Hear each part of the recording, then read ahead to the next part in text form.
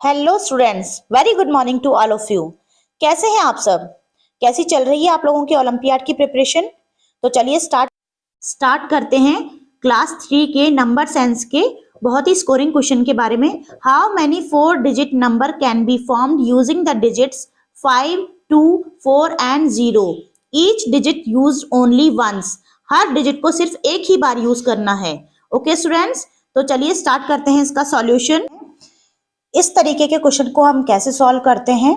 देखिए, हमें 4 डिजिट्स दिए गए हैं, 5, 2, 4 एंड 0। ओके, अब हमारे पास ये 4 डिजिट्स हैं और बोला गया है कि यूजिंग दीज डिजिट्स हम कितने नंबर्स का फॉर्मेशन कर सकते हैं, हाउ मैनी नंबर्स। जब इस तरीके की क्वेश्चन पूछा जाए तो इन क्वेश्चंस में हमें कैसे अप्रोच करनी है। देखिए, सबसे पहले हमें देखना है कि हमें 4 डिजिट नंबर का फॉर्मेशन करना है, 1, 2, 3 एंड 4। अब आपको पता है कि सबसे फर्स्ट प्लेस पर हमें 0 को प्लेस नहीं करना है, क्योंकि अगर हम आगे 0 को प्लेस कर देंगे तो हमारा 3 डिजिट का नंबर बन जाएगा, जो कि हमसे नहीं बोला है, हमसे 4 डिजिट बोला है। ओके, तो आपको ये ध्यान रखना है कि सबसे फर्स्ट प्लेस पर 0 पुट नहीं कर सकते। ओके, तो सबसे फर्स्ट प्लेस पर हम क्या क्या रख सकते हैं? सबसे फर्स्ट प्लेस पर 5 या फिर 2 या फिर 4, सिर्फ इन 3 नंबर्स को ही हम फर्स्ट प्लेस पर पुट कर सकते हैं।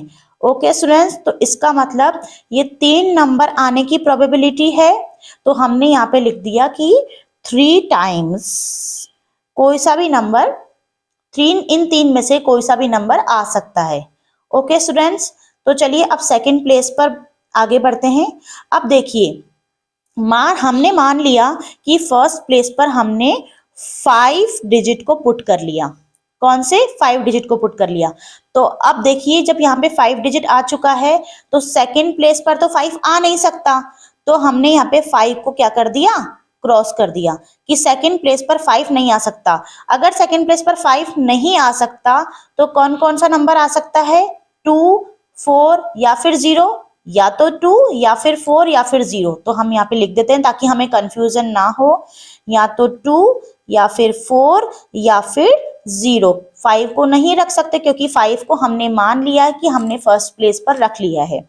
ओके, तो 2, 4 और 0 अगेन 3 नंबर्स की आने की प्रोबेबिलिटी है यहाँ पर सेकंड प्लेस पर, तो हमने यहाँ पे अगेन 3 लिख दिया कि 3 नंबर्स यहाँ पे आ सकते हैं, इन तीनों में से कोई भी। ओके स्टूडेंट्स, अब हमने मान लिया कि सेकंड प्लेस पर हमने 2 पुट कर दिया। क्या पुट कर दिया? 2 नंबर हमने सेकंड प्लेस पर पुट कर दिया।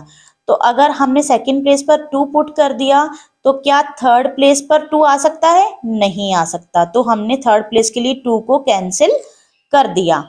ओके स्टूडेंट्स, अब देखिए, फर्स्ट प्लेस पर हमने 5 को स्टिक कर दिया है, सेकंड प्लेस पर हमने 2 को स्टिक कर दिया है, तो अब थर्ड प्लेस के लिए कितने नंबर्स बचे हैं?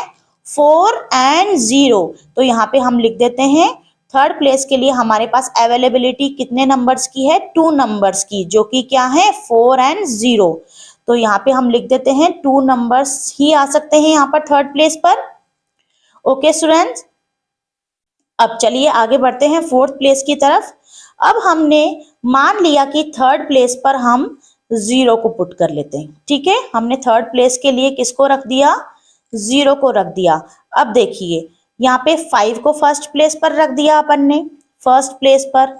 ठीक है, फर्स्ट प्लेस पर। सेकंड प्लेस पर हमने रख दिया 2 को। अब हमने थर्ड प्लेस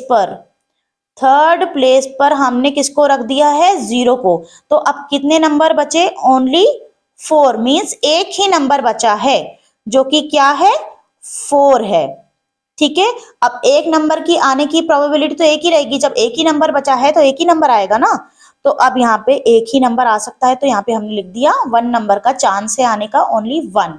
ओके, अब जब थर्ड प्लेस पर 0 आ गया तो अब फोर्थ प्लेस पर 0 नहीं आ सकता। फोर्थ प्लेस पर 0 नहीं आ सकता, तो अब कौन सा नंबर बचा? देखिए, 5 आ चुका है, 2 आ चुका है, 5 आ चुका है, 2 आ चुका है और 0 आ चुका है। तो अब कौन सा नंबर बचा है? ओनली 4। तो ओनली 4th नंबर ही 4th प्लेस पर आ सकता है, जो कि सिर्फ एक ही नंबर है। Okay students, okay. तो 3 times into 3 times into 2 times, 3 3 जा 9, 9 2 जा 18, 18 1 जा 18 मीन्स यहाँ पे 18 नंबर्स का फॉर्मेशन हो सकता है 5, 2, 4 और 0 डिजिट्स को यूज करते हुए। ओके स्टूडेंट्स, होप कि आपको ये क्वेश्चन अच्छे से समझ में आया है। चलिए आगे प्रैक्टिस करिए, मिलते हैं नेक्स्ट वीडियो में।